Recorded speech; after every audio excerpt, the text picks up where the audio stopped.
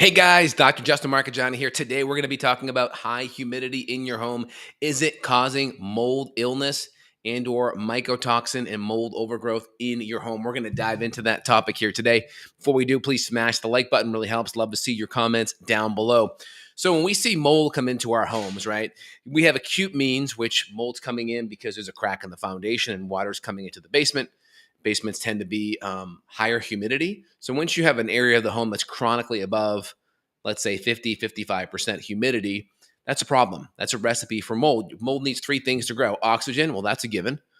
And carbohydrate, that's going to either happen through dust at a micro level or at a macro level. If it's coming in, it could be from drywall or wood rot, those type of things. And so we have carbohydrate, we have air, and then we have moisture. And that high level of moisture will do it. If we can just keep the humidity down in the basement, 20%, get it down into the mid to low 40s, even though it's a basement, it's not going to be a problem. Basements have that reputation because of the humidity tends to be about 20% higher than the rest of the home.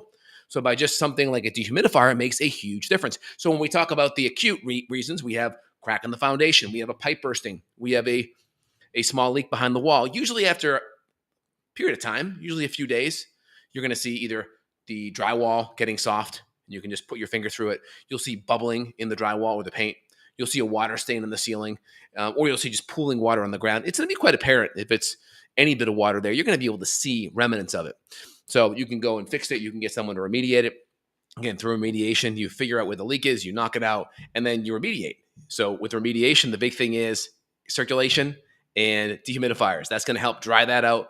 And then depending on if there's mold already, you may have to cut that out and then use different compounds, like whether it's hydrogen peroxide or acetic acid or essential oil dry fogger, different means we can do to address that. But what I see happen in quite a frequent amount of my patients' homes is we have high humidity that's driving a lot of mold overgrowth. And so I'll have patients take Petri dishes like mold agar plates. We use some from Immunolytics Laboratory, but let's say we're not going to send them into the lab. You can just do a little screen test at home. You can just leave it out in your house for an hour or two, write the location of where it's at on the lid. So then when you take a picture of it, you have the lid next to it. So it'll be like Petri dish. It'll say master bathroom or family room. So you can kind of track it.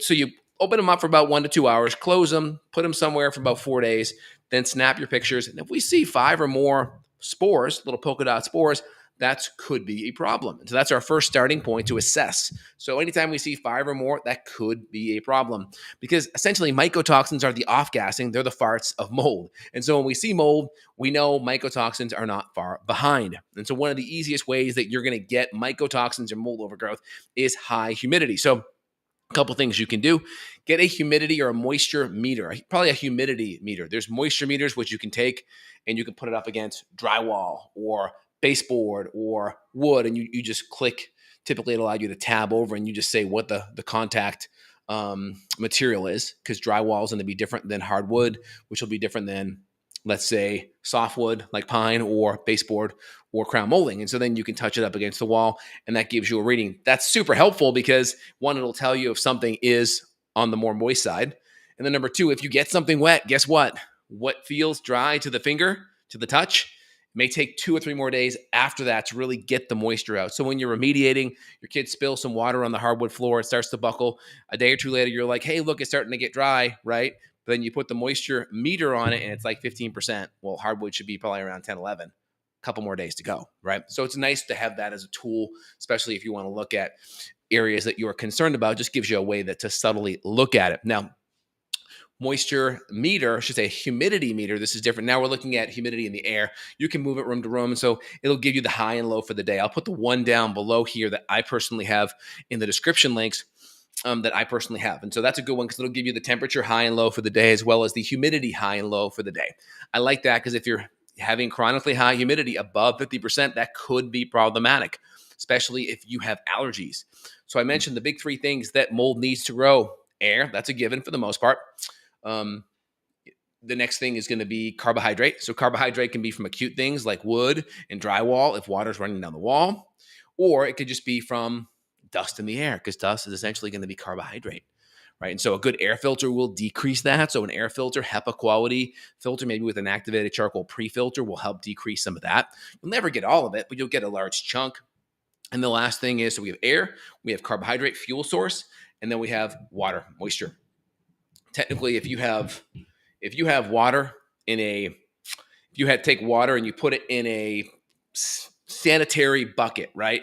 It's eventually going to grow mold because there's going to be some kind of a microbe there. But the cleaner it is, the slower the mold will grow. The more you, let's say you were to throw some drywall dust in there, that mold's going to grow way faster.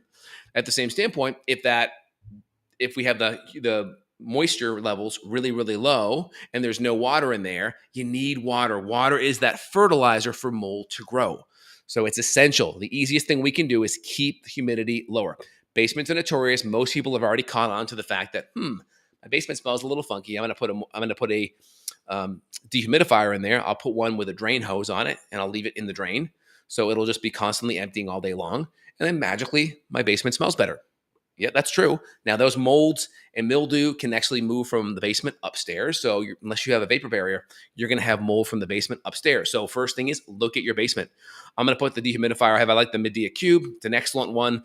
Frigidaire makes a good one. The Medea Cube is excellent because you get it on wheels. It has a 4.5 gallon tank, so you can change it every 2 days or so. Again, even a dehumidifier, if you let it sit too long, right? Water, right? Moisture, plastic, right? So you have air, and then going to have some kind of fuel source. So it will grow mold in there if you don't dump that water out every couple of days. Every 2 days, maybe 3 at the max, you should be dumping that water out. But it has a really big holding tank, so it gives you a little more time to change it. Because if you have a lot of humidity, you can be changing that thing out 2-3 times a day versus once every 2 days is a little bit more manageable, especially if you don't have a drain to let it drain down. So Medea Cube's an excellent one. Plus, in some of the months where it's drier, you can collapse it into itself and it goes away in storage. So it cuts the footprint for it in half by 50%. That's nice for storage. And there's some wheels too on it. And then you can get one that has a pump. Pump's good if you need to go uphill. Let's say it's in the corner and you need to go out and over a windowsill. You can plug that tube in, have it go up and over the windowsill. You're good. Or if it's just gravity based, you can have it go down the drain. That's pretty simple. So it goes down the drain. It's not going uphill. And then you can just have it use the containment unit below it, which is I use both. In my basement, I'll have it go downhill. I found that in my basement this summer, even with a dehumidifier attached to the HVAC system, when it was really hot and humid, I couldn't get the humidity below. It was hard to get it below 60 in these really oppressive summer months. And I found that I needed to get an external dehumidifier, put it in my storage area in my basement, and that was able to knock it down easily into the upper 40s, mid to upper 40s, and I had no problem.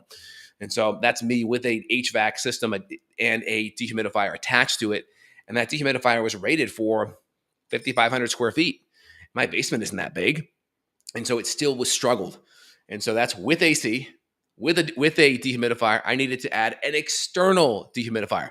So I can imagine if people do not have that external dehumidifier, that can make a big difference. So you can get one with the gravity fed hose. If you already have a drain there, let it go in the drain. That's the easiest solution. Then it's set it and forget it.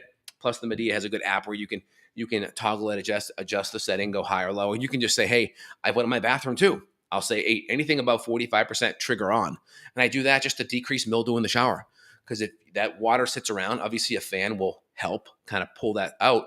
But if you can get the humidity down, evaporation happens even faster. And I'll pull a gallon of water out of my shower, out of my bathroom a day. And the humidity is in the mid 40% according to my Nest thermostat. And so it's in the mid 40s and I'm still pulling a gallon out a day. And so when I run plate tests on patients, I will see high levels of mold / mycotoxins in some of these patients' homes. And so if you have allergies, flushing that nose out is going to be helpful because mold can kind of set up a little biofilm shop up in that upper cavity. And so flushing it out with saline, maybe a couple drops of iodine or silver can be super helpful to flush that, irrigate it out, make sure the water is RO or distilled, reverse osmosis or distilled, because you don't want to use tap water that has nastiness in there. You can get a brain parasite and potentially have some serious issues. So use RO or distilled water and use a really good saline packet like Neomed's Wonderful. Those are great out of the gates, but you gotta get a moisture meter or humidity meter. Humidity meter looks at air. Moisture meter looks at surfaces. Moisture, so get a humidity meter and then test it. Get some of the plate testing. The plates can be awesome. I'll put a link down below for what plate testing to do. And then that can be a great source. And then you can just do the cheap method. Go to Home Depot, go to Lowe's, get the cheap agar plates, leave it up for an hour or two, close it up 4 days, take pictures, make sure it's noted in the picture where the location is so you compare pre and post. Again, how you remedy is you get the moisture down and you decrease the carbohydrate. Decrease the carbohydrate through awesome air filtration, Austin Air doctors are going to be great options. Get the carbohydrate down. Again, that will not work if it's an acute leak and it's going down your wall because you got drywall, you got insulation, you got studs. You can't get rid of that fuel source, but you can at least get rid of it in the air. And the second thing is the filtration. And then the third thing is just make sure that you are testing so you are on top of it. That's a great way to see where you're at. And then there's different mediums that we can do outside of this video here. We'll put links up here and here at the end of the video where you can look at our previous podcast on the topic of mold that goes far more in depth. If you guys like today's video, please let me know. Put it in the comments description. I see lots of patients that have chronic mold issues. And again, it may not just be mold. You may already have adrenal issues. You may already be anemic. You may already have gut issues. And this is another big stressor in that stress bucket that could be throwing you over the top. So again, as a functional medicine doctor, I want to come in there, look at all these stress inputs that are in that stress bucket, and then try to prioritize which ones are the most important to pull out first, set that foundation, and try to eliminate those stressors one by one. That's the job as a functional medicine stress detective. If you enjoyed the video, let me know. Comments down below. I'll put links in the description if you guys enjoy. And then you can also reach out to myself and staff. We see patients worldwide on this topic and others, from gut issues to hormone to thyroid. Thyroid's a big one as well. So link down below if you want to reach out and schedule. All right, guys, take care. Have a good one. Bye now.